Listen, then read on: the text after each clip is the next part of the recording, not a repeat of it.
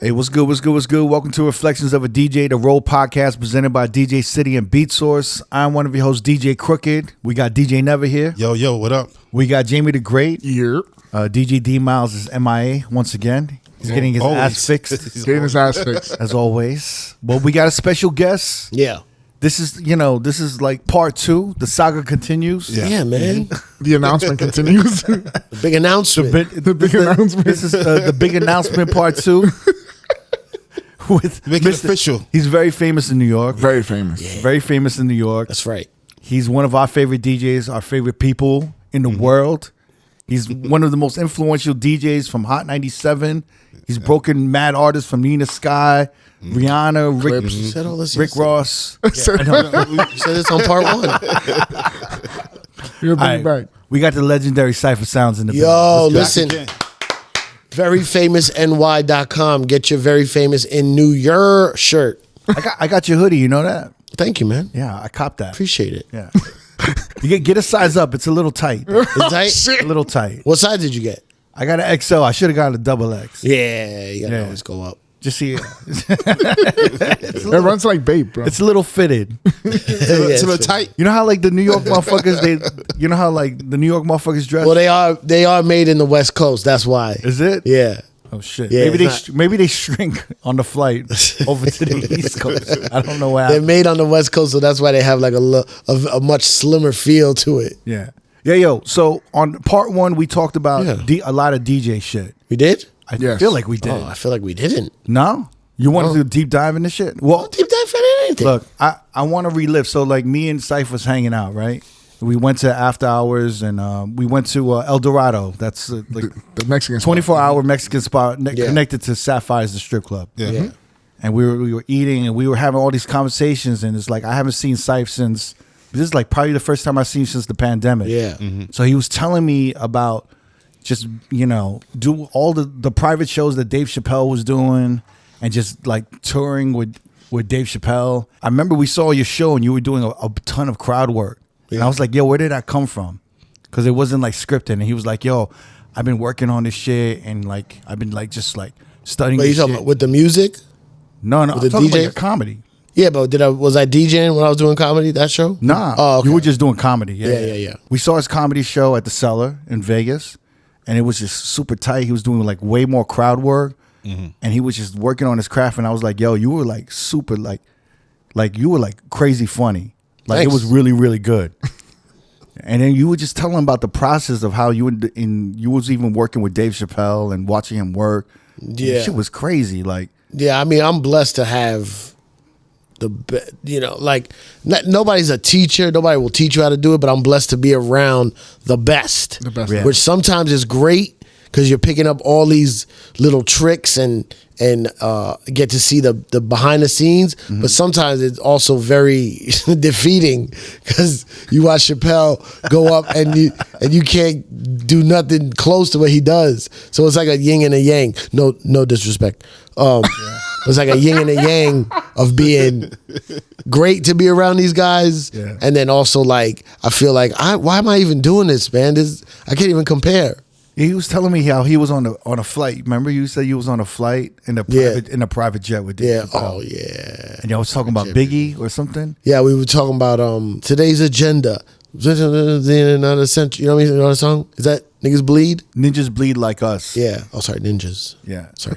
You die, we die. Some shit like Anyway, I was saying it we were in Europe somewhere, in an airport, in a private airport, and I just start singing one line from that. No, he said something, and I said one of the lines from the song, like to respond to what he said, and he starts laughing, and then me and him just start singing the whole song in the airport, and then we're on a plane, and he was like, "Yo, you think there was really a Gloria from Astoria?" And I'm like, "There was," because Little C's told me, but it wasn't in a hotel that they were robbing, but like he really did have beef with a crew, and there was a girl named Gloria from Astoria. Yeah. Blah blah. He's like, yo, that's so crazy that you know that. That part is real. Da da da da. And then we were only going a short flight from like Germany to Amsterdam or something, or Norway. Germany to Norway, and then we get to Norway. We go right to the show. I do my little 15 minutes. Donnell. No, not that. Somebody else was opening. They do their 20 minutes, and then Dave goes on. And the first thing he says is like, something about Gloria from Astoria and Biggie and Brooklyn, and he starts like elaborating on everything we said. He does like 15 minutes on it. And I'm like, how does he do this? We were just talking about this, and he already has it in joke form. Structure. Never tried it before in a foreign country. And he just kills, bro. It's like the equivalent of like the Jay-Z, Biggie, like kind of saying of them just sitting in the studio and writing some shit. In not their writing, head. yeah.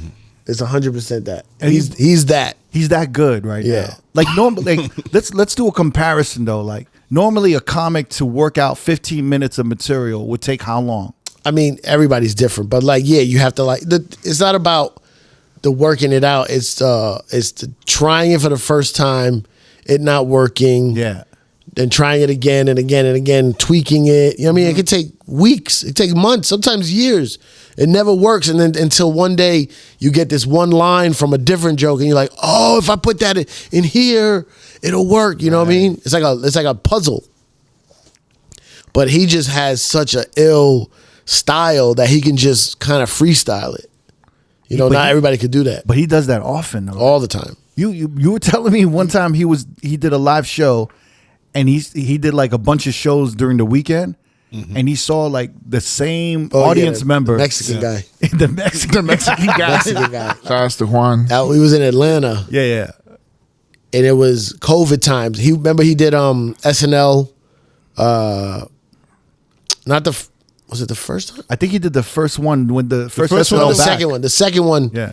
From COVID, like before the election, the Biden election.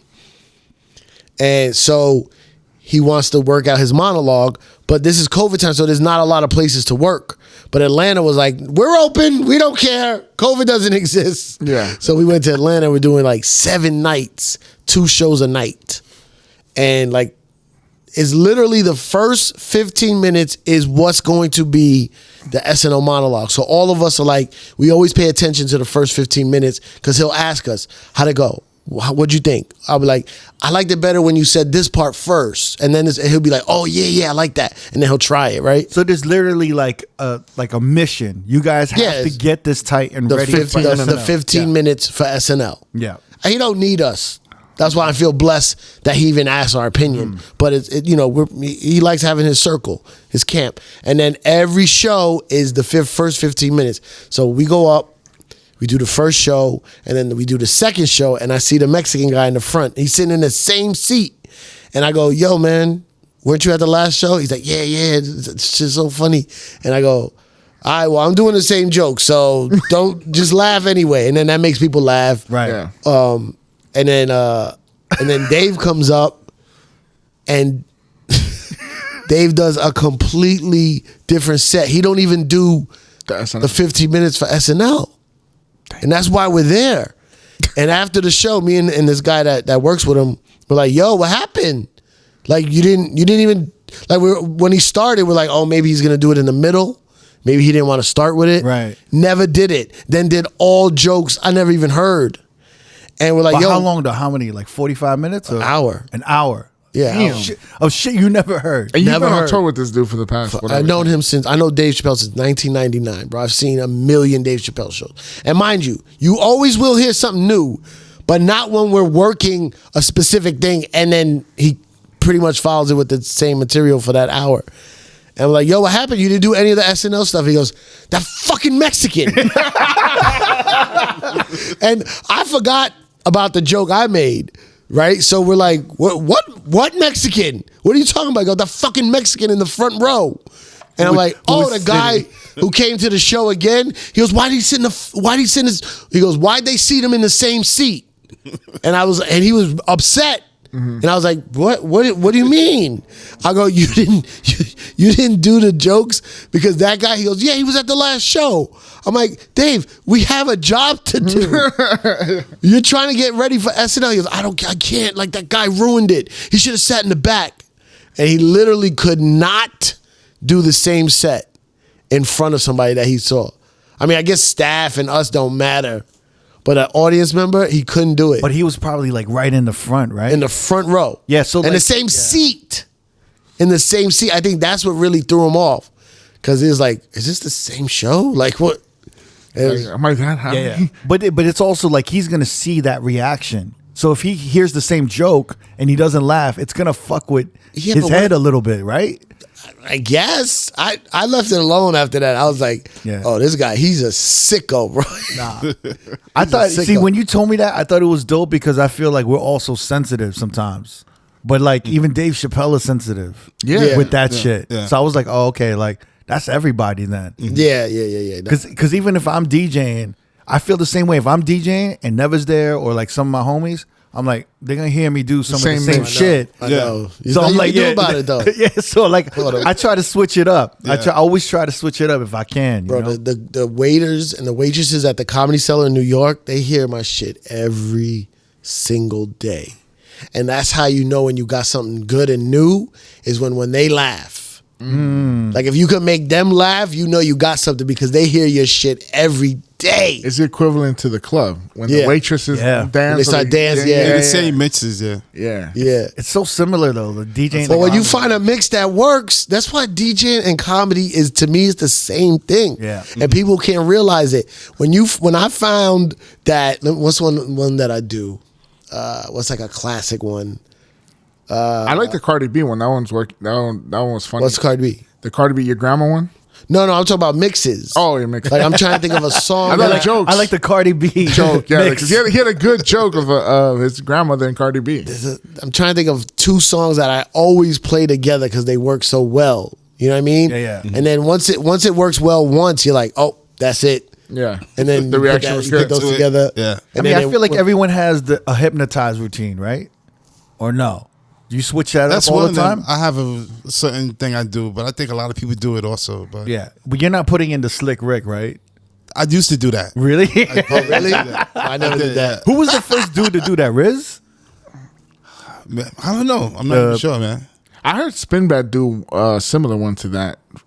One of his mixtapes a long It's like time the ago. big, can't you see? Sometimes your words is hypnotized. In the hook? Yeah. They'll And then go you go to, back? They'll go to the lottie-dottie shit. Yeah. Right. And then go back to that's the hypnotize. I feel like Riz was maybe the first. Could have been. Did you ever have Riz on this podcast? No, he said he's down, but we want Eclipse too. Yeah. So he wants to come on with like Riz and Eclipse, which I think is perfect. Yeah. Because Eclipse has all that Fat Beats history and all that shit. I would love to do that. Do a podcast with Riz. You've never done one, huh? Nothing. He's always been like the silent type. No, bro. I would not. My biggest person I give credit to is always Funkmaster Flex, but I never say Funkmaster Flex without first saying Riz. Riz brought me up. Yeah. I learned everything from Riz. Everything. My whole style to this day is just trying to sound as good as Riz. Me too. Everything. The way I label my record. I mean, vinyl, we don't do it no more, but the way I used to label my vinyl, the way I mix, I count the 32. Like he would write on the records 32 CT, which is like a 32 count, which is 8 bars. Right. But he didn't do it by bars. He did it by the count. So like, oh, that's 32, but most reggae is 16. So you got to start it halfway through the hook. You know what I mean? Mm-hmm. Like I learned all of that from him, bro. Like he was the illest, bro. He's like a robot. Riz is like the first DJ hero, like idol that I met that was actually cool. Yeah, he's Like super cool. everyone else was just like a complete. Most of them were complete assholes. Yeah. I wish I got more famous faster so that I could have give something to Riz. You know what I mean? Like I still can. Like a tribute, like the mafia, they give tributes. Yeah, exactly. Like they do a big bank robbery. Yeah, And then they give I wish I the could. big boss who put him on like 20%. Oh my God, I tried to do that to Flex one. I try to give Flex like 10 grand in a bag. Yeah. Oh, Like shit. and like at that time 10 grand was a lot to me, but I every time I would make money I would put some money aside. Yeah. And one time I had literally a brown bag with 10 grand in it, and I tried to give it to Flex, and he flipped out, yo. He's like, what? the fuck is this? What's going on? He's looking around. He's like, you trying to set me up? He's looking for cameras. So he didn't take the money. He took it. No, he took it. But I had to force him. He But you put it in a brown bag. It was like a joke. Like, it's a brown bag. Did you throw it at him? No, I was in the DJ booth. And he's like, what are you doing? What's going on? There's a setup? I go, nah, Flex. It's like, I can't buy you no gifts. You have everything you want, and you don't even want much. I can't buy you a car. You know what I mean? Like, He has like hundreds. Yeah. yeah, and I was just like, yo, maybe like just blow it. Blow this 10 because it don't mean nothing to you. But I'm telling you, like, I would have not $1 if it wasn't for you. Not $1 in this life. So you know, I just wanted to pay. And he's looking around. He's like, nah, man, you can't give me cash, Cipha. He's like, buy something for my kids. Like, I'm like, what do you want me to buy? A jungle gym? Like, I don't know if you got a jungle gym. Like, I said, just take it. Just take it. Just, Yo, can we just like, let's just delve in this a little bit more. So you're thinking you have this 10 grand. Yeah. You want to give it to Flex. Yeah. Did you think about wrapping it or getting a card? Like, Put it in a box at least and wrap it up. At least a Nike like, box. did you- ribbon. I'm picturing Cipha like in the drugstore with the Hallmark cards, trying to find the right card, right card for that Flex. would fit. Yeah, you ain't gonna read like no two card. Rottweilers together or something. Yeah. Like, oh shit, that's like big dog pit bulls. I think I was watching Sopranos at the time. Like, everything in Sopranos was like, I mean, they gotta pay it up. Wait, what was that? That was in Donnie Brasco. Remember, he got him a card. He's like Oh, a yeah, friend yeah, of yeah. ours. He's like, oh yeah, it's the said double it. meaning. Yeah. So you tried to do that to Flex. Yeah, I tried to give him 10 grand. Yeah. Wow. But I just forced him to take it. I just left it. He left just 10 grand later on his coffee table. But it was in Hot 97 too. Maybe I shouldn't have did it in the radio He station. did the station. Oh, that's why it was. Yeah. like- Yeah, So he's like, looking what is around. he looking Like like? payola or some He's shit. literally like, what is this? A setup? Yo, how often do you talk to Flex? Not much for a while, but recently we've been talking a lot because we're working on a scheme. He hit me with one of his Flex be having the wild ideas, yo. Yeah. And he just hit me. There's a classic thing. Me and all my friends that know Flex forever. There's this classic thing that he does. He just texts you and he writes, send number. And I'm like, he DM'd me this time, but usually he just writes, he'll email you and be like, send number. You're texting the And I'm number. I'm like, Flex, it's the same number. I haven't changed my number. It's the same number. But he DM'd me this. I never got a DM from him. It just said send number. I start rolling over laughing. I sent it to my boy Jamal. I'm like, look what I just got. He's like, yo, a send number. We haven't gotten that in years. And then he calls me and he just, Cipha, I got it. That's how he starts the conversation. I got it. And I'm like, hi, Flex. How are you? Like, he don't do no pleasantries. It's just right to business. I got it. I got it. I don't know where the fuck sound effects coming. Yeah, I got a question. Like we had a recent episode where we were talking about there's a whole gen. I call it like it was like in between the vinyl and Serato motherfuckers. Yeah. So the dudes that came in like maybe 2003, 4. Yeah. But we just realized like no one really put us on. Like Where were you? we were doing like the bottle service clubs in New York.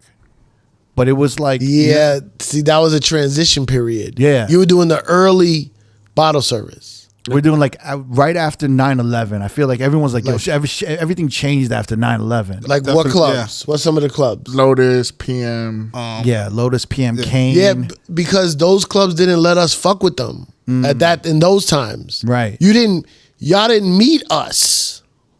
Like Right. you knew of us because we was in the game already. And when I say us, I'm like the lower level of who you're talking about. But that time, remember, everybody looked at Flex and Hot 97 DJs as being ghetto. And then those clubs were trying to be like, anti-radio. Yeah. That's what they were doing. yeah, they were Right? anti-radio for a while. And then eventually we were like, hey, we're good DJs. We want to get in there. We're not all ghetto. And then, but it wouldn't be about us. It would be about the night, right? The ghetto clubs was about us.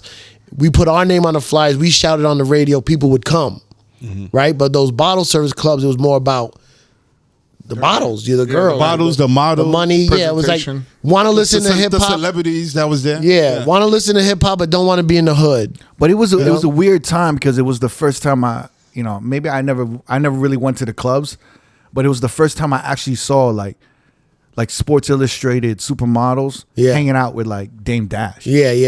And then like Aaliyah and her brother and like Mark Ronson and like I think Rashida Jones, right? Yeah. They were just running around. So it was like Yeah. this weird new young era. Remember the Park? Remember that club on Yeah. On, yeah. 10th Ave? No, where was It was like It's like 10th 8th Avenue or something shit. I think it was like 10th, yeah, like 9th or 10th. Was it around the corner from One Oak? Around the corner? Yeah. Yeah. Yeah, That's the remember park. that. Yeah, Remember that that was it. shit? Yeah, yeah. And I remember like Mark Ronson that's would be 10th. there. Yeah. It was like Yeah. the top floor. Yep. Yeah. And Mark Ronson would be Because there. I would go to all those clubs because, do y'all know who Sherry is? The That- door girl. door Of, girl. of One Oak? Yeah. Like I know her from She's when like the OG door girl. OG, Back in the days, yeah. OG, bro. And she used to be the door girl of Richie's first club, Butter. Remember Butter? Yeah. So that's how I know. To this day, we're still good friends. So her, and then all the security guards at those bottle service clubs were tunnel security, but with a suit. You know what I mean? They were like, "Oh, we got to dress up for this shit." Like they had to start dressing up. So they would just let me in. But a lot of radio DJs weren't going to those clubs. It seemed like it was like a different world. Right. And it was changing into that, but a lot of people were fighting it. So Not wait, one. did you see our era of DJs like, oh man, these dudes are like, they're not getting the paper, like they're undercutting us. They doing these like small lounges or like bottle service shits, or y'all were just like whatever. No, You know what I'm saying? it wasn't even.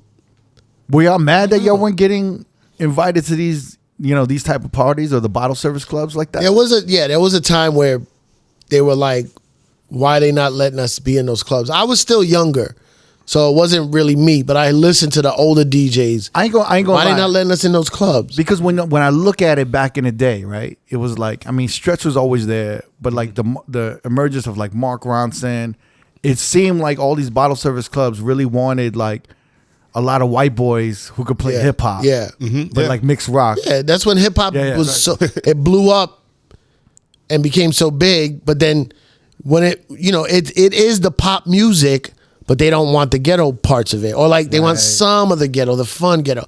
They wanted it to be like artsy. losing the gig to Michael Douglas' son.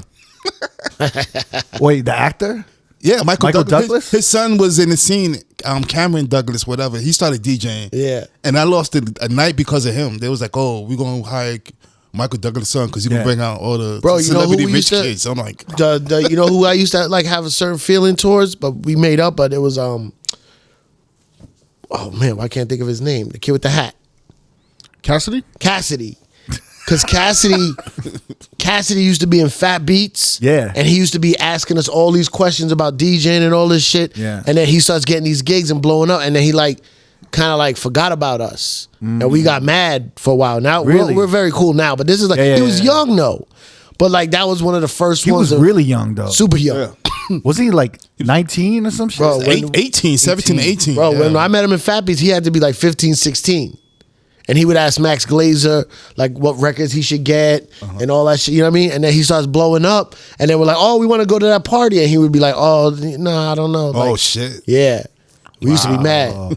But wait, you guys didn't get an invite because he used to have the big birthday parties.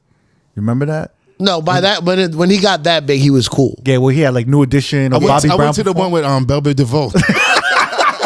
Yo, That's fire. Oh shit. it was That's crazy. fire. He, Yeah. I feel like he definitely learned that from Diddy though, right? Because I Oh, feel like Bobby Diddy did. Yeah, was the definitely. first one to really get Well, those but big because birthday his tours. dad was Burt Purdell. Yeah, And Burt Purdell was like a famous business manager of Yeah. a lot of artists because Biggie even shouts him out. He says, my cash with Burt Purdell or something like that. I think it's in the 112 song. He shouts out Burt Purdell. So he started blowing up and he started treating us a little weird. And then eventually we all got cool again. But him and then who's the other kid that used to do those parties? Jusky. Jusky. Yeah. Yeah, Jusky, remember? And Jusky's like a legend for me. Kind of growing up then. yeah, but when the big clubs, the tunnel was crazy. There was too much fights and violence, and it was too ghetto. Right. So they were like, the promoters like, how we gonna make money? Like these people keep stabbing each other, and then they found ways, smaller clubs, but raising the price of the alcohol and admission. it's So- fun. It's, go ahead. Go ahead. No, you go. No, I'm gonna say like people stopped going to tunnel and they started going to life. That was like the next spot during that time. I mean, it just happens. You get older. You get more mature. You want to try new things. Some people stay in the hood. Some people, exactly. You get a job. You graduate. You want to go to more sexy things. You know what I mean? It's like the evolution of everything. It's life. Because then after life, you have life. spa. Yeah, right. exactly. No, what was the other one on? What was the one Mark Ronson used to do it? It's in that movie. Centrafly. No. Are you talking about Maid? Yeah, and With Maid. John That Favreau. was Spa. That was Spa. Yeah. But Okay, they were also in Centrafly. They were. Oh, was? Yeah, they were in the. I think they were in the downstairs. There was Spa like was on. No, the part where Flash was DJing. that was Spa. That was Spa. Yeah. No, but Where's- then there where was a was Spa second again? part where they were in Centrafly Oh, okay. because they were in the weird chairs. oh, and that's shit, right. right? Yeah, you're right. Yeah. Mhm. Yo, that's a great movie. Like that that's the only movie, and Richie Akiva's in there, right? Yeah, Yeah. He was the door guy. Yeah. He let Shriek in. And they were dissing the China Club. Remember? Yeah. He's like, "Why don't you go to the China Club?" He's like, "Why?" Yeah, that's so funny. And he was like, Go to the "Why China do I Club." look Persian? Why is everyone telling me this China Club?" Yeah, that movie is so like It represents that New era, York right? specific. Yeah, Yeah, yeah. During that It's time. really I good. love that. Yeah, man. And It's really yeah. funny, bro. Why don't you go to If China you, Club? yeah, The fuck is a China Club? he's like, "Do I look Persian? Why you keep?" And then Screech comes in. That Maid movie. That movie represented that New York nightlife scene like so perfectly. Yeah, whoever was like the consultant Yeah. of that, they did a great job. I feel like they were even eating in places, and they were in the Soho Yeah. Grand, right? I don't remember. And they were Yeah, making yeah, fun of I the watched it, yeah. Yeah, they give like fish bowls to the for. Oh yeah, the hotel. Yeah.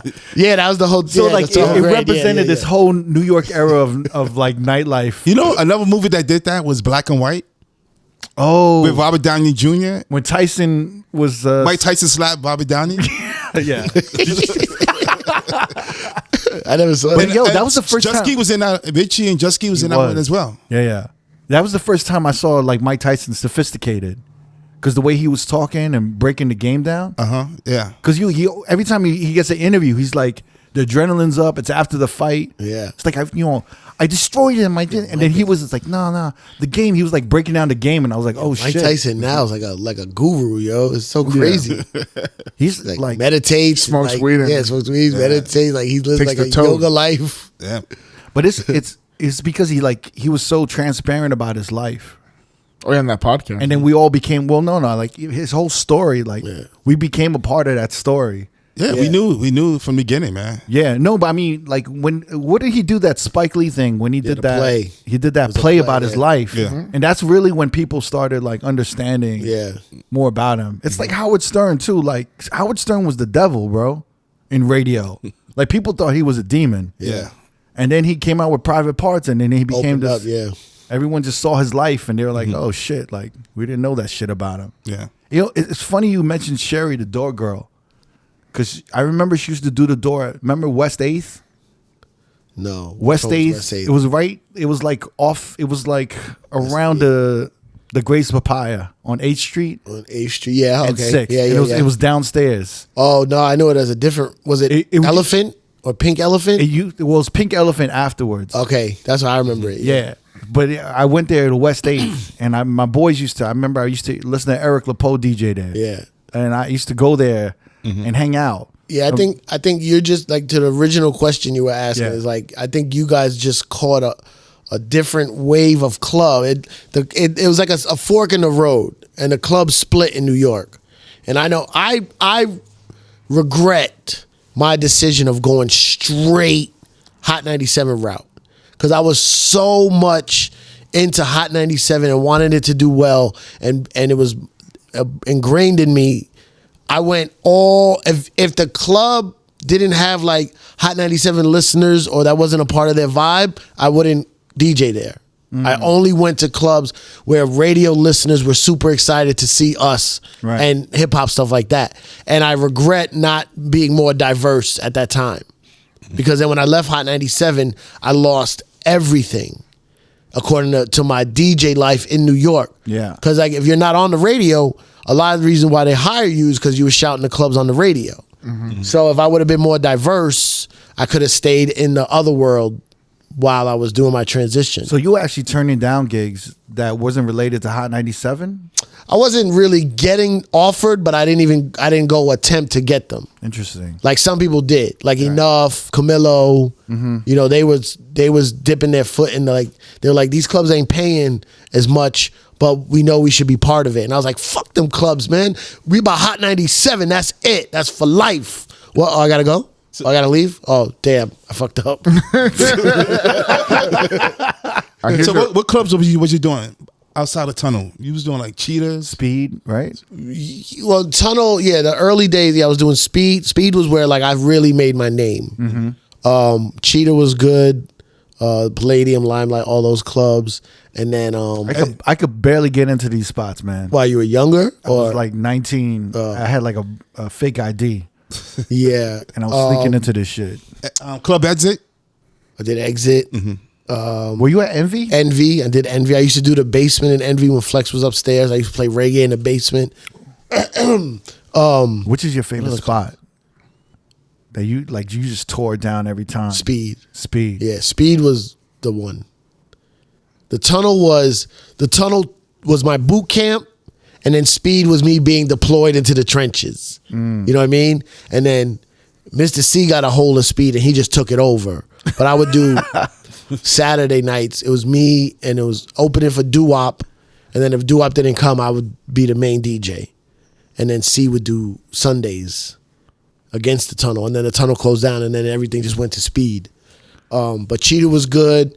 I remember clubs. I remember hearing you at Speed, and I didn't know the effect that that drop, the Bring It Back. He had this dope drop he would do on the radio, like rewind Pull Up? the pull Oh yeah, Pull Up was bad. It was big. But I heard that like live for the first time, Yeah. and it was like crazy because the whole room went pull up. Yeah, that I made. What I did was I found I found dance hall, and then I basically took the dance hall style and applied it to hip hop, and that's what separated me from all Right. the other DJs. I had a different energy. Like I was talking more. Right. I was playing sound effects. I was stopping records like the way they do in reggae clubs, and it gave me a new energy. Yeah, so like for example, for like, you know, the new generation that doesn't know what we're talking about, like Cipha would be in Speed, he dropped the biggest song and everyone would like erupt. Yeah. And then he'd rewind it back Yeah. and play this drop that was like, rewind. If you want to hear that song again, somebody say pull up. And the whole room would erupt. Yeah. Pull up, and people would be like stomping and cheering. And then you started and again. he'd drop it, and then he might rewind it again. Baby, it depends, yeah. Yeah, and then drop it again. And I remember being there and I got shivers and I was like, holy shit. Yeah, that shit was wild. That's my favorite shit. That's But now they doing that shit in like boiler room sets and stuff. They're like rewinding it back, but they're not doing the pull up thing, but it's like they're bringing it back. That's just a Jamaican style that has Right. become ingrained in the DJ And culture. a lot of UK DJs carried that on. So when they do DJing and they would do that. Yeah, the connection between Toronto, Miami, New York, and the UK is Jamaica. Jamaica is the thing that spread out to all those different places. So like we have shorthand language with those people from those markets. It's where it all comes from Jamaica. Do you ever watch Top Boy? Yeah, of course. I watched Top Boy before it was Before it blew Netflix, up the on original Netflix. one. The OG. I got DVDs of Top Boy. Oh shit. Damn. Let me come on. Last time I got in trouble with the Nigerians. Yo, all this UK shit, I've been on the UK since 1998, bro. Yeah, you put me on. I've been trying to break UK. Yeah, I listened to. I think it was a Juan app or something. But you were talking about Stormzy, like in 2012. Yeah, yep. That's how I found out about Stormzy. I've been back on then. all that shit. I never get my credit. You didn't get your credit. I got to come to the R.O.A.D podcast to get the... the long, Is that what it's R.O.A.D? Road. Yeah, he always fucks with Yeah, us. he always because fucks with us. Wait, Reflections Road? of a DJ. Road. Reflection of a D. Yeah. Of a Of a DJ. DJ. Yeah, R.O.A.D. Road. I think it's R.O.A.D. I think you guys are fucking it up. We are It's the fucking. R.O.A.D podcast. Yo, can you tell us how you kind of put Louis C.K. onto some game? Like you told me What? you corrected one of his jokes or some shit. I did? Yeah. He was doing a joke. remember. This is during the pandemic, and Louis C.K. was performing with like Dave Chappelle. He's like doing a slot. It was and he did a joke, and you kind of pulled him aside. You told him like, yo, you should do it like this because I don't even remember. You don't remember? I remember saying that. I don't remember what the joke is. And they was filming the documentary, and you were like, I hope that makes it into the documentary. Yeah, no, I didn't make it. Do you remember that? Wait, I told you that? Yeah. Oh, what was the joke? Because it was something about, it was either about hip hop or it was about something about Puerto Ricans or something. I don't remember, bro. But it's funny you say that because when they were editing that movie, the director told me, he said, yo, you got a big scene with Louis C.K. where you're telling him about something he said and like, you know, you reworded it or something for him. Yeah. He's like, it's a big scene. It's like, it's the moment in the film where the movie gets a little sad about COVID, and then we jump into like Dave Chappelle making it a party. Mm-hmm. So it's like right before the jump of the movie. And I was like, oh, that's crazy. He's like, yo, you're going to get a lot of love on this. And then Louis like, I don't want to be in the movie. Damn. So he said, and Dave said, Dave told me, he's like, nah, it's good for everybody's in it. You know, Bob Saget and all these comedians that came to Ohio, the cornfield to do shows when the country needed it. He's like, no, I don't want to be in it. But it was a bad time. For him. For Louis. Yeah. And so my whole shit just got Oh, man. Because he was. I'm in the movie still, but not as good as that part. But it's like we were talking about, like, imagine the scene. And I think when we were talking, you didn't know if it was going to get taken out, or you did know it was going to taken out. No, I didn't know. Yeah, we didn't know. Yeah. So he was amped. He's like, yo, and I was like, yo, imagine the scene. I don't remember the joke, though. That he's with it, like, he's talking to a comedy legend right now, right? Mm-hmm. And he's like kind of working the joke with him. Yeah. And I was like, that's kind of crazy. Oh, was it white cops controlling black people? Right? And he goes, now it's all these white people fighting for Black Lives Matter. So what they're doing is they're putting the black cops in the front. So it's still white people yelling at black. No matter which way you turn it, white ladies are going to be yelling at black men. And but it's something he said about it. And I said, what if you said it like this? And he's like, oh, that's good. But then it didn't make it. Yeah, it didn't make it. Well, now at least it's out there. documented now on the R.O.A.D podcast. The R.O.A.D. Well, I kind of wanted to like talk about, you were saying that you ad-lib more. Like you do, what is it called? Crowd work, right? Oh, yeah. You did more crowd work, but you kind of learned from Dave Chappelle to like just kind of fuck around. Oh, yeah. Well, yeah, because so you start doing comedy, and a lot of people are scared to start because you're so scared to bomb. Right. Mm-hmm. So a lot of people do comedy and they go, I'm not going to try it until I know I won't bomb. And that is the wrong way to look at it. It's like you have to bomb to get good at comedy. It's almost like DJ. Same as DJing. Same. Yeah. Except the only differences that I feel is like I remember some nights I'd be DJing and I'm a very vocal. I want you to know I'm DJing. I'm on the mic. I put a light on me. Mm-hmm. I'm very vocal. I'm very it's about me, Cipha Sounds, rocking you with your favorite songs, rocking the party with your favorite songs. But if it's not working, you could turn the mic off, you could turn the lights down, and just play the songs. Right. Mm-hmm. You can't do that with comedy. Right? We have an out in DJing, like, because like we used to buy these lamps from IKEA. Mm-hmm. Like they had like the telescopic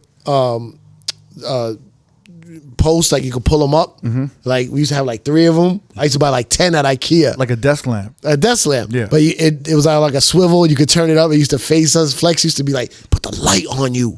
Wear bright colors. Like shine. Because it's like a lot of DJs is just like in the cut, like talking with their hand, with their skills. And he's like, nah, you got to talk. You got to shine. So then we put the lights on us and all that stuff. And then, but if it's not working, I used to turn to my boy Kev. I'm like, yo, cut the lights off. We used to turn them down. He used to start unplugging them, putting them away. And then but you can still, listen, if it's not working, you go to the basics. You play Biggie, you play Usher, you play Little John, you play the hits. Yeah. Right? And then just be quiet because maybe they're not feeling your vibe or whatever. With comedy, you're up there telling jokes. You can't turn off the lights. Because you can't turn off the lights. You can't. So, and if you bail early, you get in trouble. Like, yo, you got to do your time, yo. Yeah. You got to do your time. And so. Have you ever bombed? Yeah, many times. Yeah. Many times. have But to, right? Now it's fun to bomb. Now, but it takes so long to get to that moment. Because you go on stage, you try to write jokes, then you bomb, and then you start to find little ways out of it. Mm-hmm. Like when I watch a young comic bomb, I'm like, bro, you got to mention the bomb. They try to avoid it. Yeah. You got to go, man, I'm bombing up here. Right. And then you get a laugh. And then and then what you do right then is how you handle it. You embrace the Like, bomb. yo, you can't pretend you're not bombing. can't. They see right through And it, it gets worse because it's like you try to just do your written material, and then I feel like, bro, if they're you're just not gonna be like, nah. connecting, if you're not connecting with your written material, you gotta. But some people don't have that. Yeah. But I just get out of it. I go, man, I'm bombing. You hate me. Is it because you're racist or whatever? And then Right. and then it leads to something. And it might not work, but at least it's like they're like, yo, he knows he's bombing. He knows. I put a video up the other day where I was bombing. Where I bombed. I go on the video. I go, man, that crowd. I'll tell you one thing that crowd didn't want. It was Cipha Sounds. So when you bombed, did you get called back to the same club again, or were they booked again? Or? Yeah. Because I did 5 shows that weekend, and all the 4 other ones were great. Oh, okay. But sometimes you just don't connect. It's like every show, we call it a snowflake. Every show is a snowflake. You can't, if you do 2 shows in one night and you rip the first one, you can't expect to rip the second one. Yeah. Or if you bomb the first one, you might rip the second one. Like, it's better in the other way. It's better to bomb the first show and kill the second show, because then you leave like feeling good. But if you leave on the bomb, you're like, oh, why do I do this? But so I go, they didn't want me, and I go, I almost bombed. In the Instagram video, I'm like, I pre-bombed, and I go, no, I bombed. They didn't want me, and you just move on. go on. Just keep doing this shit. Yeah. Do you restructure your jokes as you're telling them? Saying like, for example, you have the A joke, B joke, but you know the C joke is gonna hit, but you move the C to B or The formula is you always end on your biggest joke, right? That's some people. I don't. Oh yeah. Because I learned this from Michael Che. Michael Che taught me a lot.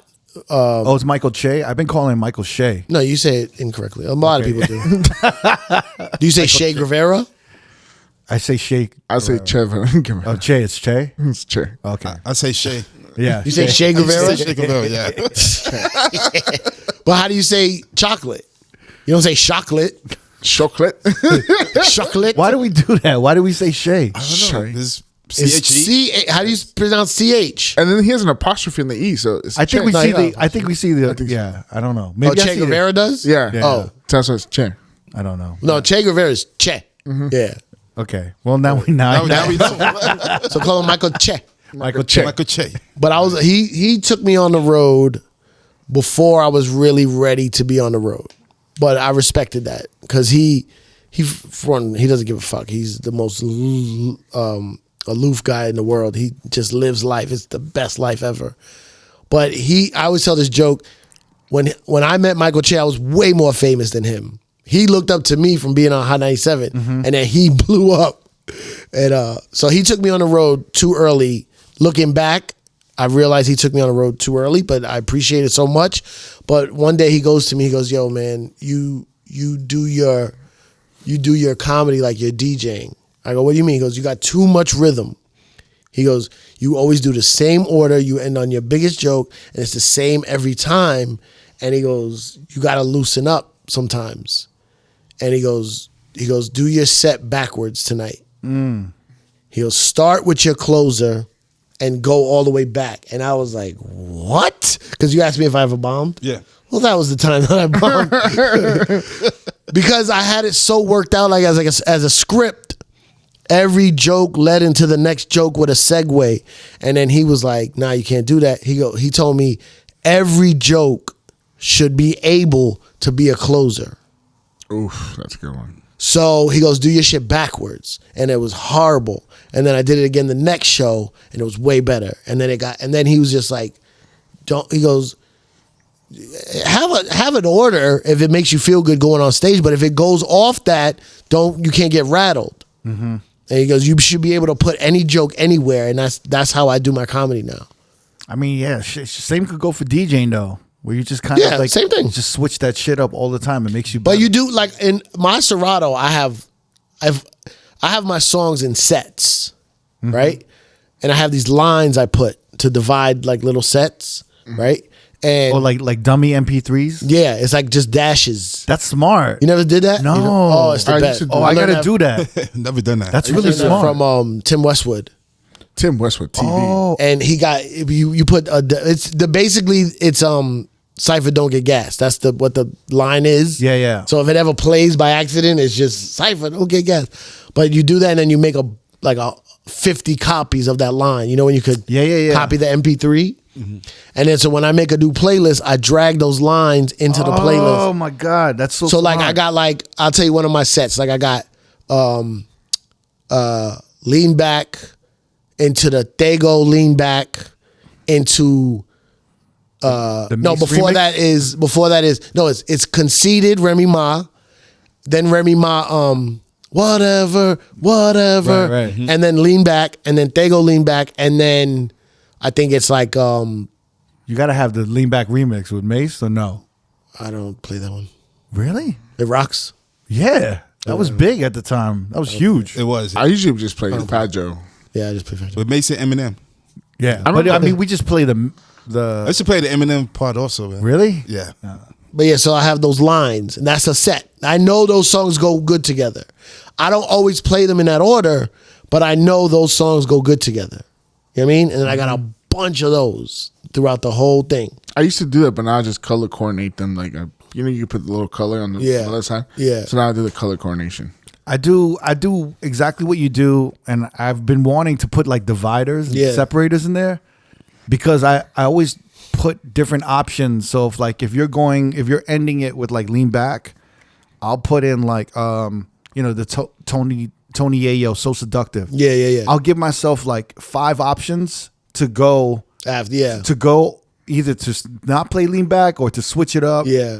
And then as I keep doing that set, I keep adding more options. Yeah. I like your strategy. So you don't do the same thing. So like if I have these motherfuckers watching me, they're like, oh, he's gonna go into lean back. Yeah. And then I hit So Seduct, they're like, oh, okay. Yeah. You know? I do the same thing, but I need that bass because I forget if I don't have it. Because I used to do that with my vinyl, right? I'll have certain songs and I would take an extra vinyl of that song and put it with a different record because I know these go good together. Right. So when Serato came, I was like, oh, this is way easier. You can just label and make a whole bunch of different playlists. But what was my point? How'd I get into that from comedy? Oh, the way comedy was saying, How Michael told you. Che told everything should be a closer. So now I could just move all my jokes around. make it interchangeable. Yeah. I heard Louis C.K. in an interview. I think he was with, I don't know if it was an interview, but he was talking with Seinfeld and Chris Rock. Yeah. And he was saying like, Oh, and Ricky Gervais. yeah, The you HBO saw that thing? one Yeah. where he takes his closer and he puts it to the beginning Yeah. and starts over. Yeah. Just to force himself to like better all the material. Yeah. So he's not dependent on like one joke to save his ass. Yeah. At the end of the shit. Yeah, those guys, when the top comics, they all got little tricks and like you can see why they're the top. Yeah. Like Bill Burr said he because he does a new hour almost every year or about a year and a half, and he goes, every week I try at least 1 minute of a new joke, and in 50 weeks that will be an hour. And you're like, yeah, That'd like, be the stand-up special. huh? That'd be his stand-up special. Yeah. on Like, Netflix. but he's working on a new minute every weekend, and then you still got to work on it the next weekend. But you got to put a new piece to it, and a new piece, and a new piece, and then 1 minute ends up equaling 50. You know what I mean? Who's your favorite comic right now? I mean, I gotta say Chappelle, but Take out Chappelle. people, I know it's hard. Like people think, oh, he's your friend. I'm like, no, but he really No, is. he's really I dope. honestly think he's the greatest comedian. I was right about now. to say this. Me and Cricket was talking about Dave Chappelle. He was telling me Dave Chappelle's the greatest comedian. He knows. I think And I said Eddie Murphy. Eddie Murphy's up there. He could have been better, but Eddie Murphy stopped at a young age. yeah. If Eddie Murphy had kept going, I think he would have been just as good I say Chappelle. I just grew up with as Chappelle. I think Chappelle. My problem with Eddie Murphy is, he only did 2 specials. Right. He was so young. He went off into acting and blew up. But he is one of the greatest ever. But it's like all those guys, everyone you just named, Chris Rock, Dave Chappelle, they look up to Eddie like to a whole nother level. Sure. Yeah. Sure. Which I do too. But in this modern day, the way people are putting out way more material, he only had 2 specials. I feel like he only did like 10 years of stand up. Yeah.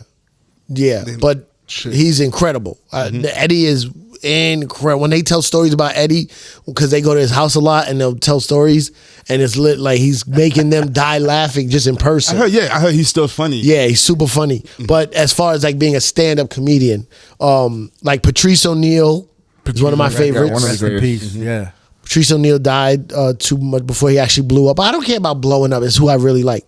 I heard he was like, his stand-up was funny, but I heard he was way funnier in real life, just hanging out, talking shit. Well, before he died, he started what you're talking about. Yeah. He started to make his personality that everyone loved his stage presence. It was becoming the same thing. Right. Because he would make you laugh like crazy, and then he would just try to write jokes, and then he was like, "Why am I writing jokes? I'm just gonna be me." And then that's when it really started to pop. But there's another guy named Rory Scovel. This white guy. He's probably one of my favorite comics, bro. And he got this thing on YouTube called I think it's called Live Without Fear, but it's also Live Without Fear. You know what I'm saying? Yeah. So it's half documentary about this venue in Atlanta that got closed down, but then also he did 7 nights with no material, all improvised stand-up. Wow. And it's fucking sick. Sick, bro. There's a guy named Sean Patton. He's a good friend of mine. He just put out a special on Peacock. Sean Patton, I opened up for him, and he's from New Orleans. He did a special. He had an hour and a half material, and he was trying to cut it down, and he couldn't do it. He said, fuck it, just put up the whole hour and a half, and it's killing right now. Really? Yeah, Michael Che produced that. Like, he did it on his own, but then Michael Che, like, got it on Peacock, like, worked with him. They've been friends forever. So, Sean Patton is one of my favorite comics, but he's actually too good. He's too pure. You know what I mean? Like, he's like we were talking about yesterday on part 1 of the R.O.A.D podcast. The announcement? About selling out. You know what I mean? Like, you can't sell. Like, he won't sell out. He can't. Keeping it real goes wrong, He's keeping it real 100%. I'm like, bro, there's never, this guy, I try to copy him. I've never seen him, not one time ever in my life. His first minute on stage is tagging something the last comedian said. So whatever joke you end on, and then he goes on stage, he riffs about it in the moment, and like, oh yeah, he was talking about fish scales. I had fish scales on my, like, and it goes like, he's sick, bro, sick. But yeah, there's a lot of dope comics, man. It's just, how close are you to like doing an hour special, you think? Well, I was supposed to do one of those half hours on HBO that you were talking about. Ralph Barboza did, and Ian Lara. Ian Lara's another great comic. That's big. Ian Lara is a Dominican kid from New York. He's funny, bro. Like, he's gonna be, and he's fly too. Like, he's a hip hop kid that does comedy, so he dresses fly, because a lot of comics dress like utter dog shit, yo. Like, they have no swag. They've always dressed like the swag in the comedy world. Yo, come on, bro. Always you can go to Marshall's, get you a nice jacket, like, woo. They be weird. Yo, this kid, the Roy Scovel guy I just mentioned. Yeah. The first time I ever met him, and he's like a hero of mine. He had on Speedo sneakers. Speedos, like the shit you swim in. Yeah. Speedo sneakers. I said, I don't know how I respect you so much. This is crazy.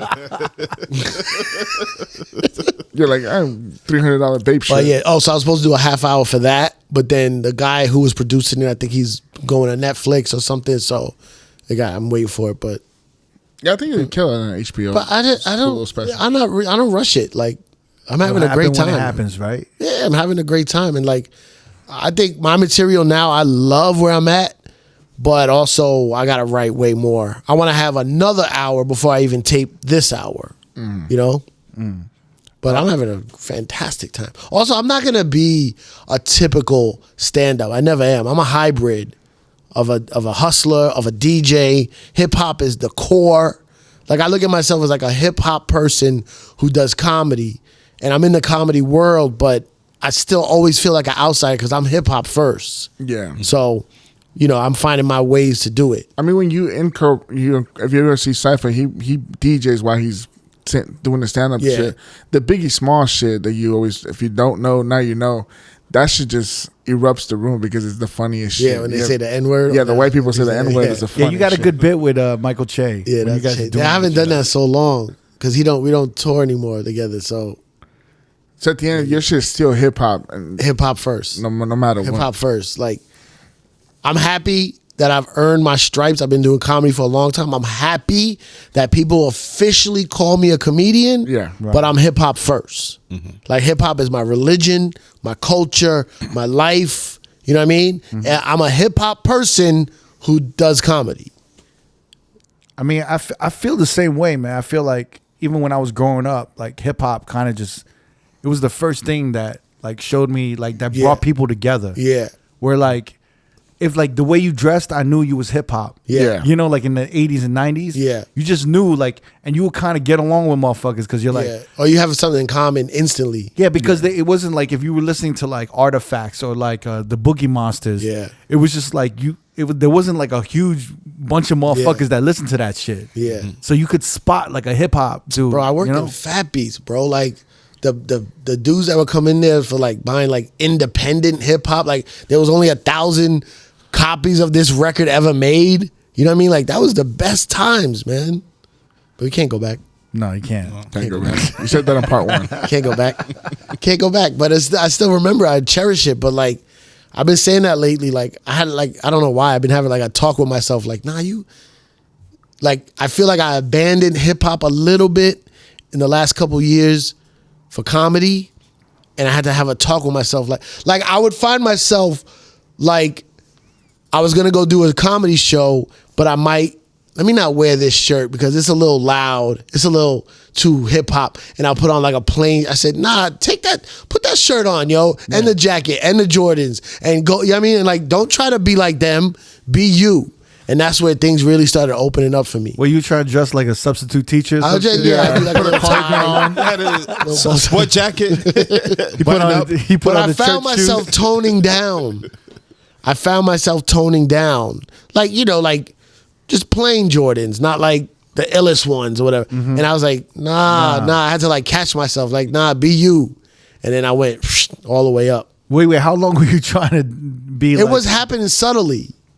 It was happening like, because it really started happening when I was putting up. I've never heard of someone trying to dress worse to fit to fit in. He's like looking at it, he's like, well, my idol's wearing like this dude's wearing Speedo sneakers. Yeah, I gotta tone it down a little bit. Put the threes away. That I wouldn't do. I would definitely not wear Speedos. Because they just be like, well, you wanted to like prove you could be a good comedian, and then I'm around comedians. I'm around comedians every single day, so it was just starting to like trying to fit in.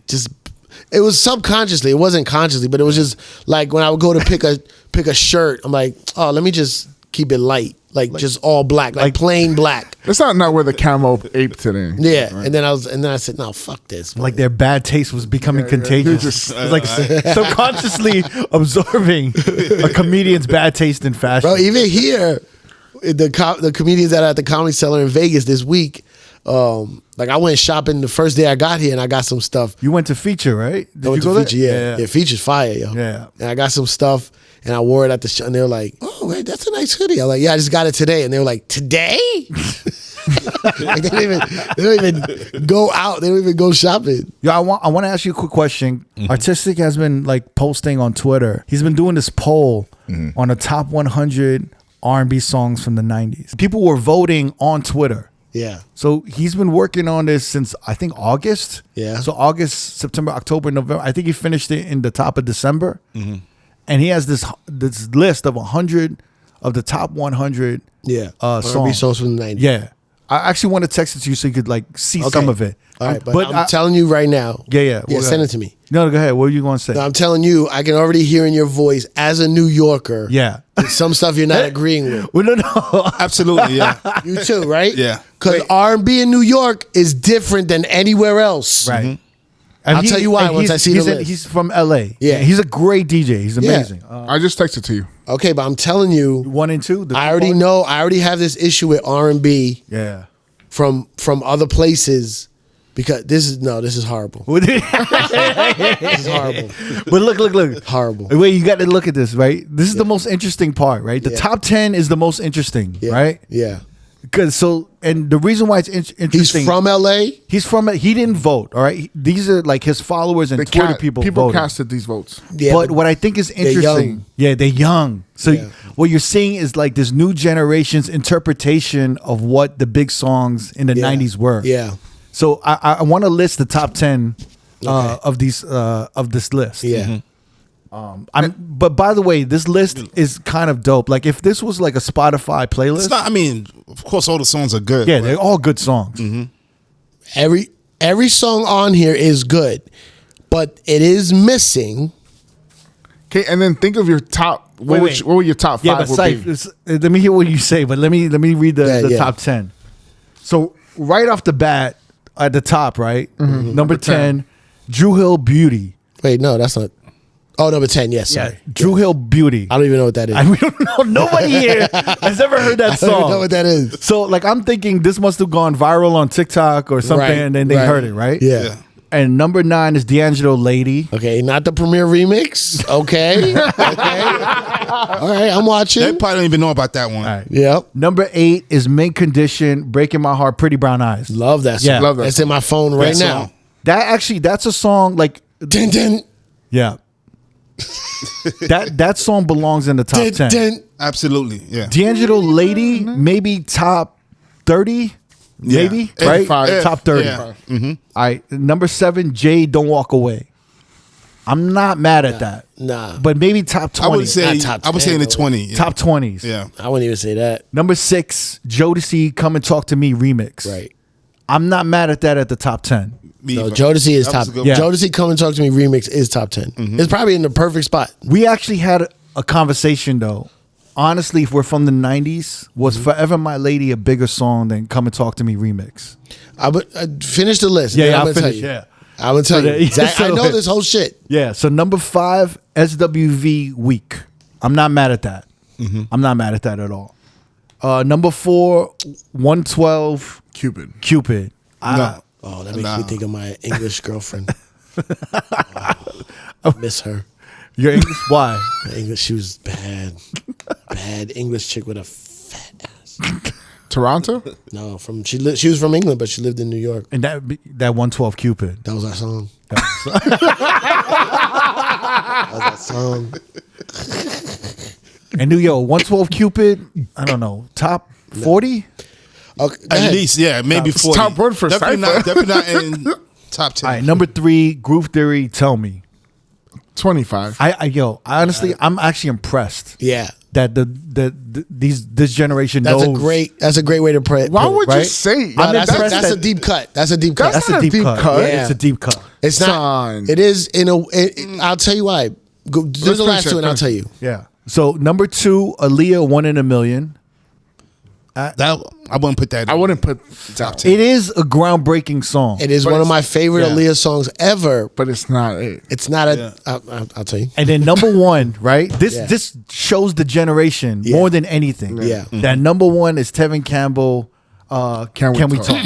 Okay. Which is a huge R&B song right now. Right. That's in the played last in the club. past 5 years. Here's the problem. I almost want to give MoMA credit, DJ MoMA, because he's one of the first DJs that I heard playing it like 10 years ago or more at his parties, and I was like watching motherfuckers sing that shit. Yeah.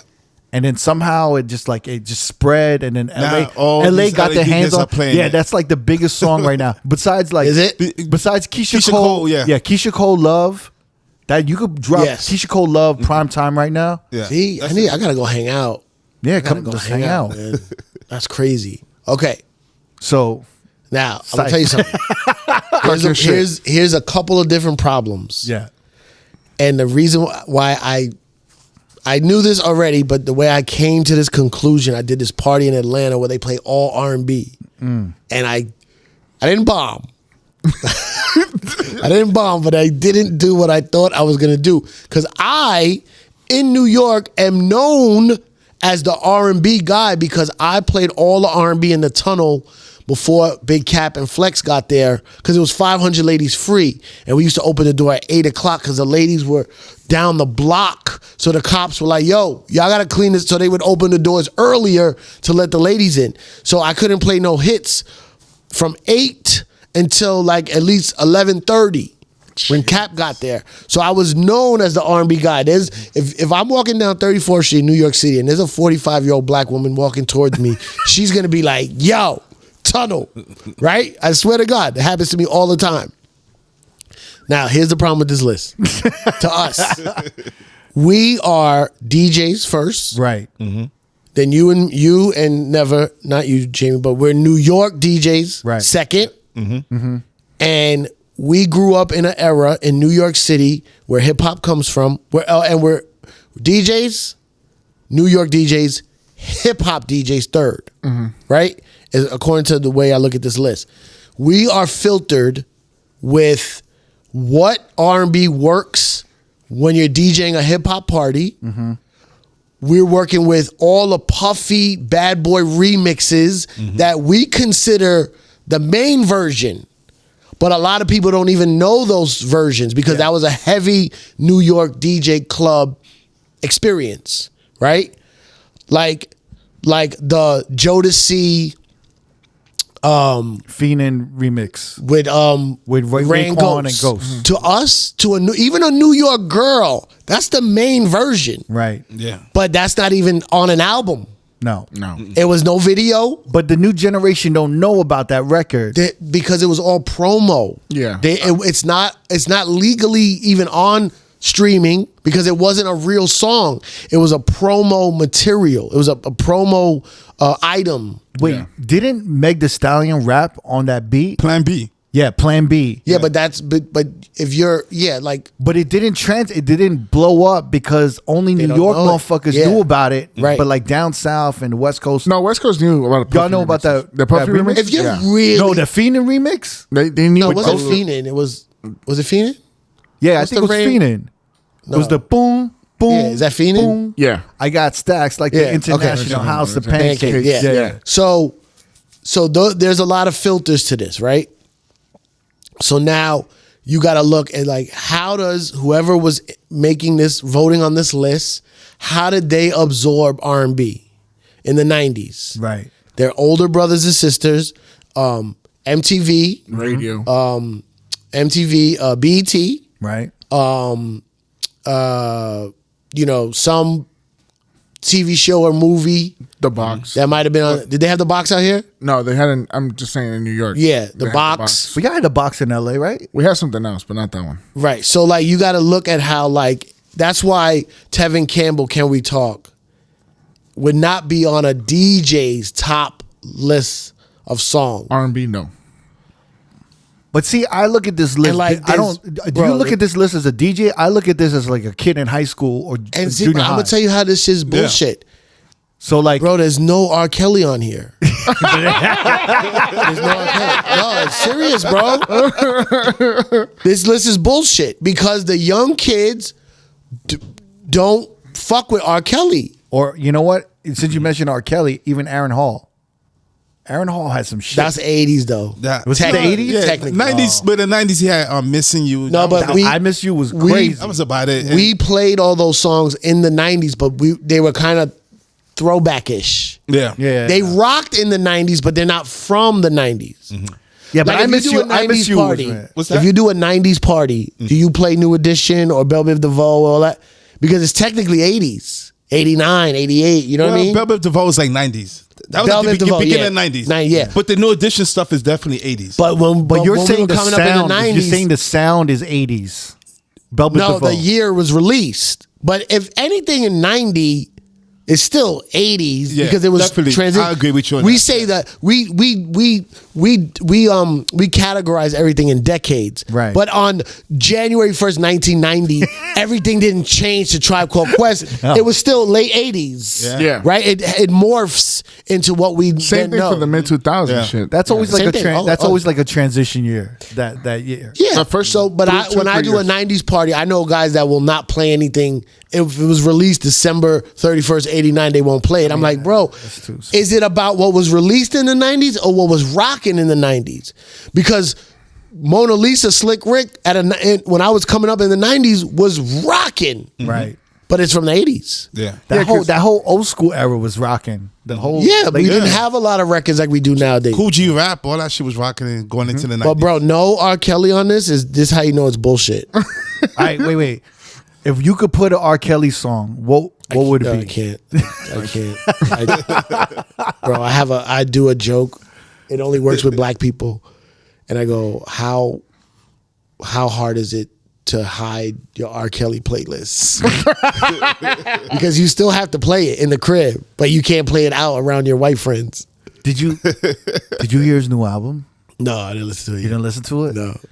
How did he release it? Never's Is it been like a listening Vibes to it. You Cartel got it on album? rotation, right? Never. I listened to 5 songs off the album. He's lying. He's And been I was listening like, to this that shit was fucking fire, man. fire? The songs I heard was dope. I heard a snippet. And then of when the, I went to finish listening to the rest of the album, they're already taking it down. I heard a snippet to the one with they Marvin take Gaye sample on the second track or some shit like that. I heard that. I was like, dude, Wait, do you have it? No, I was listening to it on I gotta Apple. find it. No, it's but on Apple, YouTube. It's but on Apple YouTube. took it off. Yeah, I gotta get it. So Apple, Bro, I'm a YouTube huge have it now? But it's still on YouTube. Okay, I gotta. Yeah, I it's on didn't even know YouTube. that. First of all, it's the worst title for an album. I admit it. I admit I it. know. He titled his album. How did I he do admit it? Did he? Is Put he on, it sneaked into Apple. But they're saying that somebody stole Yo. his recordings and put it out themselves. Yo, Oh, really? Yeah. Yo, Cipha, I want to play you like just the first 8 bars of the Yeah. first song, because that's all I heard. Yeah. I listened to the first 8 bars, and I was like, "Oh my god, this sounds so good." And then the phone started burning in my head, and I just let it go. I can feel a good vibe Yo, coming Fire. over Oh me. my god, it's so good. I gotta get it. Yo, you got to look at. I know. Listen, I don't agree with anything he did, bro. No. I don't agree with any treatment of any person that way. But I can't not like his music, man. Yo, I love R. Kelly music. Yo, the comments on YouTube is so hilarious. This one. All right, listening to this album, I'm convinced this isn't real life, and I'm in an episode of The Boondocks. I love the Boondocks. He said this album feels like a supervillain coming to a cartoon after 100 episodes. This is like, yo, everyone's like this. Yo, R. Kelly just dropped the album of the year. yeah. I was thinking that when I was In listening R&B. to the songs, I was like, dude, this might be the best album of 2022. Mind you, Drake dropped 2 fucking albums this year. It's crazy though, right? I'm scared to listen. You listen to the whole thing though? No. No, like I said, I didn't listen Why to are you five scared? What songs. made you listen- stop? I don't know. I just I told you I went to take a shower, and then when I got the shower, I went to look for the album again. It was gone from Apple Music. I'm like, then I checked on Spotify, it wasn't on there, and they took it down. That's fast. Yeah. Do you? I don't know. I don't want to go into the moral question of do you think it's right that they took it down? I don't know, man. It's just the way the world is now, bro. Yeah. We live in a time where it's Super you know, sensitive. yeah. But sensitive. no, but it's like we're funding. We're enabling. This dude. What if actions. what if the money goes to like the people that were hurt through this whole shit? Bro, let me tell y'all something. Fuck all y'all, okay? Because all of you know some foul shit that some rapper or singer does. Yeah. That we don't say nothing about. Not as bad as that. That's very That was bad. some either. really bad. There was a 6 But I'm just saying, we know. Have you we seen, know some. What do you mean 6-part? There's like 2 seasons of that shit, isn't there? Oh, 3? was it? I thought it was a 6-part documentary. No, there's a 6-part series. And That was then season 1. Then there's a new one coming out in a couple of weeks. No, I think there's already 2 seasons. No, It's 2 seasons, and there's another one coming out soon. There's a third season the coming final, out. The Yeah. final season, yeah. Yeah, but those first 6 episodes were fucking horrendous. I mean that was bro. was no, but crazy. just saying it's bad. Yeah. But because it's exposed, everyone jumps on it, and you should never mess with R. Kelly again. But I know a lot of foul shit that a lot of artists do. Right. So what do? Do I expose it? Yeah, I mean, If it never comes, if it never comes out, then it's fine. You just believe that artist is a good person. Like it's all bullshit, man. So when I realize everything's bullshit, I go, if I want to listen to R. Kelly playlist, I'm going to listen to it. Now, if I go DJ a party and y'all don't want it, I'm an idiot if I play it. You know what I mean? But what if you do a party? If I do a party with older people, they want it. Well, the thing is, you're so in the industry that you've had to learn how to separate the artist from the art. Yeah, I don't know if it's an industry thing, but I 100%. No, because you're in radio, you like this dude's an asshole. Yeah. or Like, this did you dude's a stop prick. playing Chris Brown after the Rihanna shit? No. But it's not up to, it's like if you're on radio and shit, it's really up to someone to tell you like, yo, you can't play this shit no more. You mean did the radio stop playing it? No, you. No. You didn't stop. I would playing. never not play something because of something that somebody does. Wait, but even at the time what happened with Chris Brown and Rihanna, no one stopped playing his music. A little bit. No, A little people bit, did cancel. but it wasn't like Not that- like this with R. Kelly. No, but R. Kelly did some. but not even like this or Demoralized Michael shit. Jackson when his Yeah. documentary All right, came so out. when Pac went to jail and they released his album when he was behind bars, did he go to jail for raping that girl? Yeah, rape, yeah. Allegedly. yeah. Allegedly. Well, he was in jail and they still released the album. And it was nobody said anything. It was Me Against the World. That's true, but I think there was like this undertone that he didn't do it. That, Right? He got set up. Yeah. Or And then plus he got shot around. But that was the same undertone with R. Kelly for a long time. that's kind of crazy though. And right? then until the thing came out. I don't know. But yeah, no, it's just listen. I'm not gonna play it in a room full of people where they don't want it played. Bro, I was in a Miami airport. I was walking to my gate, and I had my headphones on, but I was listening to a podcast, and I kept hearing R. Kelly music, and I was like, "Am I playing two things at once by accident on my phone?" And it was the airport? And I took my headphones off, and the not in the air. I thought it was in the airport system, but it wasn't. It was like a stand, it was one of the Kiosk? No, it was what do you call the pretzel shit? Like- Auntie Anne's pretzels. Yeah. I mean, Only black. There was 4 black girls working there. 3 black girls and 1 black kid, and they were blasting Step in R. the Kelly. name of love. No, it was like bump and grind. Like they were, wow. And I took my headphones. I walked over there. I was like, "Yo!" I said, "Yo, what y'all doing?" They're like, "Whatever, man." And like, Miami people, they ignorant. Like they're like, "Man, is that shit, dog?" And I was like, "Yeah, it is." But you're in a corporate business in an airport, Wow. and it was blasting. It was like, ooh. All right, wait. Let's go back to this list. Yeah. So it doesn't have R. Kelly. Okay, so you heard my filters. yeah. Yeah, so there's a lot of stuff missing from our age, our careers, and where we're from. But otherwise, it's a great list. Yeah. But there is a lot of shit missing. Like, it just says Mary J. Blige Real Love. Like, if it don't have the Real Love remix, the Real Love remix is a completely different song. Right. They probably It should- think that's the remix. It should They probably be didn't even realize that's a remix with Biggie. right. It should be that has to be its own song.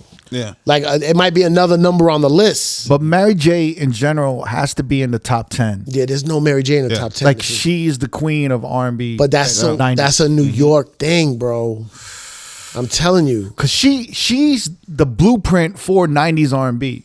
If To you're a certain girl extent, that you know? never went to a hip hop party, but you only listen to R&B, this list is fitting your Right. criteria. But we as DJs, they're like, nah, you're missing this, you're missing this.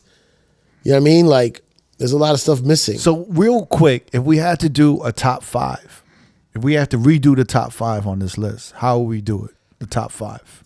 Wait, how do you put Biggie in your how do you label Biggie in your Serato? What's under artist? What does it say? Biggie. Yeah, Biggie. Biggie. Smalls. Not the Notorious. No one's gonna Notorious. type in B period I No, period not the period, but G. people put those people that just call him Notorious B.I.G.? And I've never heard anyone say anybody that. say that. The younger people. They No, call they him do? by the name that was on the CD that they bought. Like, Oh, this is like that conversation about Puffy, right? You could tell like what Oh, age a yeah. motherfucker is by what Yeah, they call what Puff. they call Puff. Diddy, P. Diddy, Yeah. Puff Daddy. I say Puff to this day. yeah, Puff. I sometimes Or say Diddy. Diddy. I say Diddy Yeah. too, but I say Puff, Puff. man. Puff, everyone else was Puff. Puff is like one of my idols. So this list, yeah. It's how would I How it's we do the missing top out. 5? Because I'm looking at because it has this is how we do it, Montel Jordan at 43. Right? It's crazy. So I would even put that in the top That's- 10. that goes You in the would- top 10 of party bangers. Yeah, that's Yeah, not an R&B yeah. song. But no one listens to that song in their car just chilling. Like, No. if you're not listening to a DJ mix it, you know what I mean? So this list is like, because there's a lot of things on this list I could tell. So you need like 2 lists. You need like No, top. there's so many different lists. What is Yeah, this because list? like Too Close next needs to be on the top 10. top 90s R&B songs. Yeah, this is very, it's too generic. It's too generic. But it came from Twitter, so of course it's gonna be like that. Because some things you could tell, like the Montel Jordan, which I think is one of the greatest songs ever recorded, is party wise. It's up on 43 on this list because it's familiar when you see it. So that's why I don't like voting shit like this, where it's like, what do you call it? Not surveys? What is it? When people vote on stuff like this? Polls? Polls. Because sometimes you vote for something that it's familiar to you. Right. So yeah, you're like, oh my God, that song plays all the time. It's so great. But like, it's not a great R&B song when you put it next to. It's between En Vogue, Don't Let Go, and Next Too Close. No way. Both those songs are way better. I think, next two. All right. So in your opinion, what's the number one? Like, if you had to pick the number one '90s R&B song of all time? Let me real quick. Let me just say something. Yeah. This list doesn't have Case with Foxy Brown. It don't have Gina Thompson. Oh yeah, yeah. It don't have With- like, you with know what I mean? Missy? Like Missy, like, oh, Missy on the Gina Thompson. yeah. Bro, there's just songs that we equate with 90s R&B. That's what I was telling you. I did that party in Atlanta and I had my tunnel 90s R&B crate and I was flopping, yo. I was flopping. Yo, because if this was a New York list, that Christopher Williams, Every Little Thing I Yeah. Do, Yeah. the remix would have been on this too. Yeah, absolutely. And what else? What else was the Like even like it has right here, Aaliyah, Are You That Somebody? But if you're not playing the Mad Skills version, remix? Yeah. Right. I don't even remember what the original sounds like without him on it. What's 702 Get It Together? I don't even know what that is. Portrait, Here We Go Again. That's a deep cut. That's fire. Yeah, it's like it's interesting to see what deep cuts make it. Like what these Because then motherfuckers you pick know what's up. another thing about lists like this that we don't 100% immediately gravitate to? Slow jams, right? Because a lot of R&B is about slow jams, but as a DJ, the slow jams ain't the main thing we're going for. We're going for dancing. So we get a little caught up on how this is a girl crying in her bed because of a breakup. She's gonna put on these slow jams where to us it's not even on our top part of the. You know what I mean? You have to really get into R&B, which I'm really into R&B. But my DJ mind fucks this list up first. Yeah, because like as like a consumer at the time when I was in junior high, like End of the Road, Boys to Men had to be the biggest slow jam of all time. of the '90s. Yeah. At that End of the Road was huge. Yeah. But obviously now it's like Tevin Campbell, which was like a dope song at that time, and he was killing it. Yeah. If I ever So fall in love, Tevin I'll- Campbell is huge right now Yeah. Yeah. in throwback sets. Yeah. Yeah, that drop song. that, it goes off. Can we talk? That's because crazy. everybody's singing literally the pre-chorus to the. I feel like hook and Candy Rain everything. is also catching up too. I mean, Candy Rain was like Kenny Reeves is always it's been. always big. Yeah. No, but now it's just It's just starting to. it's catching fire. I saw somebody singing that on Instagram recently. I saw Chris Brown. and with Gilly. yeah. You Too want- Close next is 90s. Yeah. I'm going to ask you that. 99? Was that 90s? Yeah. Or 2000? Or you think it's like late '90s? I know it's definitely The late. latest of the 90s. Yeah. Yeah, I mean, I'm sure whoever did this list, they were counting, they were like seeing when it was released and shit. Probably like '99. I don't know. Could have, yeah. 97. Sounds- Yeah, because the next Too Close like gets into like this new era of R&B, right? Like Which the is like early the 2000s 2000s. shit. Yeah. But like the Coffee Browns, the Wifeys, The Sunshine Anderson. yeah, or like even that group Ideal Yeah. and the Rough Ends songs. Rough Ends, Yeah. yeah. Yeah, all that shit. Casey and Joe. Yeah. Yeah. No more VIP. There's a good list though. There's a lot of good songs on here. They don't got Subway little game we play though. I can't fuck with this list. Wait, what? Which one? What song is that? Subway? Oh my God, you guys are bastards. Pull it up. Subway, little games we play.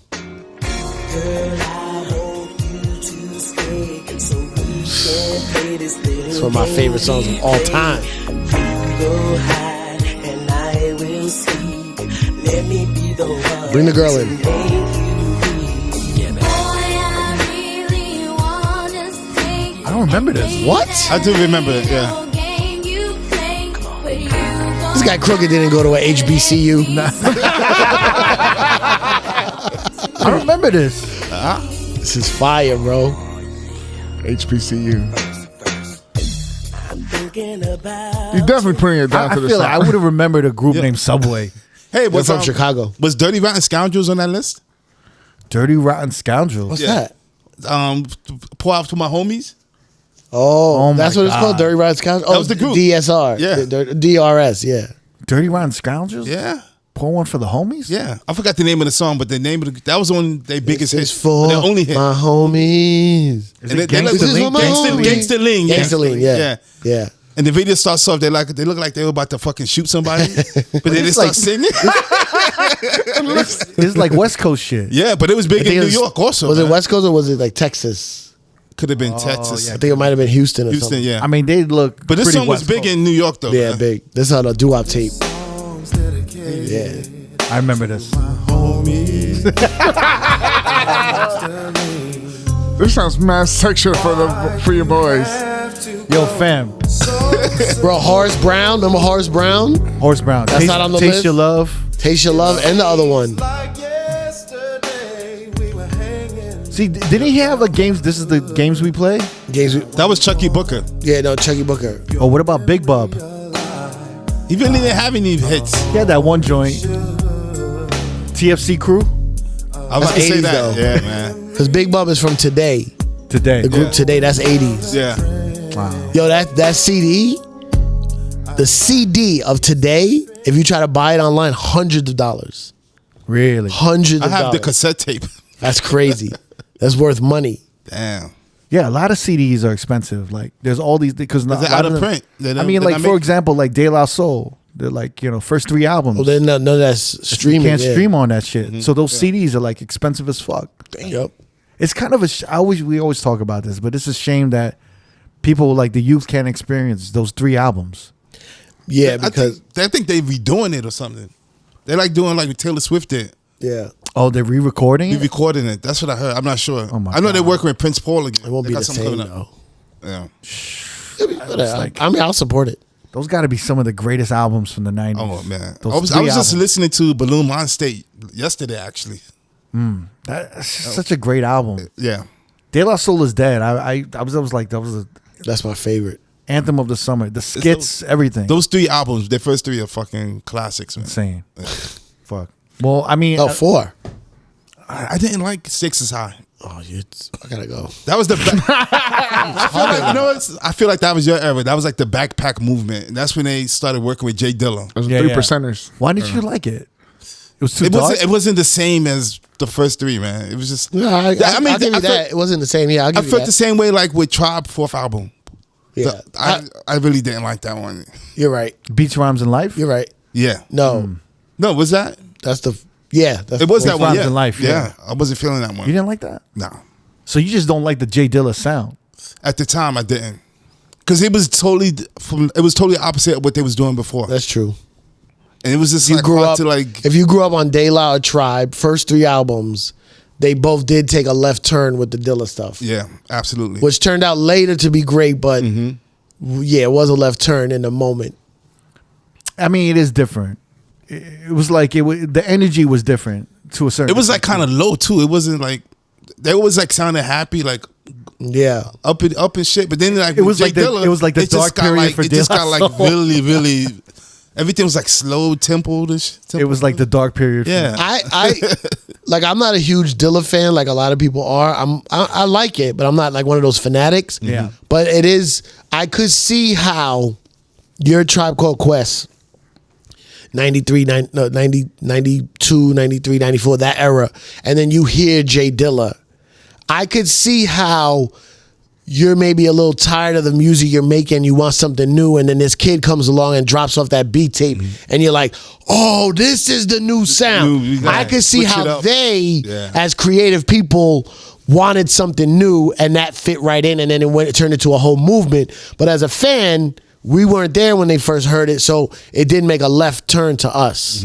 But I can see how like they were like, this is unbelievable. We need to Yeah. record this. Yeah. You know what I mean? Yeah, I feel like the production was missing some of the warmth from the past 3 albums when I heard it. It sounded like a little cold, like a little. Like, He sounded, you know? he was new. Yeah, Because you look at Dilla when he did Tribe and De La and all that early stuff, and then what he became, it sounds very yeah, different. because the first 3 albums are bright to me. Yeah. They're like Yeah. they're like really warm and Yeah. bright. And then if his like the Dilla era of Yeah, like De La and it Tribe, started to like the filtered bass, muted. right. Like, yeah, Yeah. it came like, yeah. It, was, Yeah. It felt very cold, like almost like very similar to like a modern day beat miners a little bit, like a Black Moon sound, like what they used Yeah. to do where they were Yeah. filtering the Yeah. bass lines and Yeah. everything like that. Yeah. Yeah. Very similar. But yeah, I mean, what do we do? I'm glad we got you here for the top 100. I didn't even R&B make my list. big announcement. Let's do the announcement. I'm coming back to DJing. Oh shit. Clap it up for greatness Wait, coming so- back. It's a very anticlimactic announcement. The streets been waiting for this. I was gonna add to it. But you're doing something special One with street is one block, one corner. You're like, but you were working on something with Flex. Yeah. I'm about to make a nice big move in 2023 where I combine my comedy. I'm gonna get back into my DJing. I'm gonna combine it. I'm working on this one man show. I got a lot of stuff coming. I told Flex it was weird because I was talking to Flex and he made me verbalize it, which subconsciously was something I was doing. I wanted to be good at comedy before I tried to reinvent some new style. So now I feel, bro, I've gone on after Chappelle and feel fine. You know what I mean? So you know what I mean? That's a fucking flex. Hold I on, feel. clap that motherfucker. No. I didn't say I ripped. Oh, I said I felt fine. I still had to close the show, but it was not good. But no, I feel good. Like where I still have a lot to learn, a lot to do, and I want to get better and better and better. But I really feel I've come into a lane where I could go anywhere now and do my shit. Yeah, You know what I mean? So now that I have that, now I'm gonna start pulling in all my hip hop shit and like combine it and make this whole new comedy thing. Yo, I saw there's a lot of like T.I.'s doing stand up. I saw Freddie Gibbs on stage at a comedy club. Really? So I feel like Yeah, but the T.I. doing stand up is like, is he really taking it seriously, or is he he's mostly touring with it right He now. was But is he like hosting it like a show more? Like he's just a Still host? serious. Really? That's doing very stand-up. He's disrespectful doing- what you're saying. Oh wow. He could have a routine. be careful, bro. A host in stand up is still a stand up comedian. Okay, you're right. You're Yeah, right. you're saying foul shit. No. Bro, he Okay. has guns with silencers. You gotta chill. Relax. Cypher's trying to separate himself. I don't know this guy. Nah, it's a weird thing being a host, and then people come up to you after the show. Like a comedian does comedy once during the show. They come up, they do their set, and they leave. I keep coming back. Right. Doing jokes, and they're like, "You were the funniest one of the show. You should do comedy." I'm like, I just did comedy." You think it's different because it was broken up between 5 different people? So it's like a weird thing. They don't think the host is a comedian. It's weird. When you make it to a place in comedy where they ask you to host, is that like that's a good place, right? It's like, they're trusting you to keep the show going? Yeah. Like you got to hit a it's- certain level. You have to be funny enough to keep it going. Yeah, throughout but the whole night. it does like it's both. It's good and bad. It's a skill set that a lot of comedians don't have, but also it hinders you from working on a set because you only have shorter time in between. Right. But it's good. Yeah, it's like you're running the show. You're the first person they see. You got to set it off. I'm excited for you to come back and DJ, and hopefully I'll see you. We're gonna see more of whatever he's working on. Yeah. I need to go see you guys live so I can bite your shit. Oh my god. If you ever need anything, like you want a screenshot of our playlist or whatever, we got you. Just Yeah, that's what I need. Yeah, we'll send it to you. Screenshots. Got you, man. Ghost That's what I need, Righteous 'cause Sets. I got all the songs. I just need to know where they go. Yeah. Just piece them. Especially the Bad Bunny shit. I need Bad Bunny. Yeah. Just play cricket shit. You'll be all right. Nah. We good.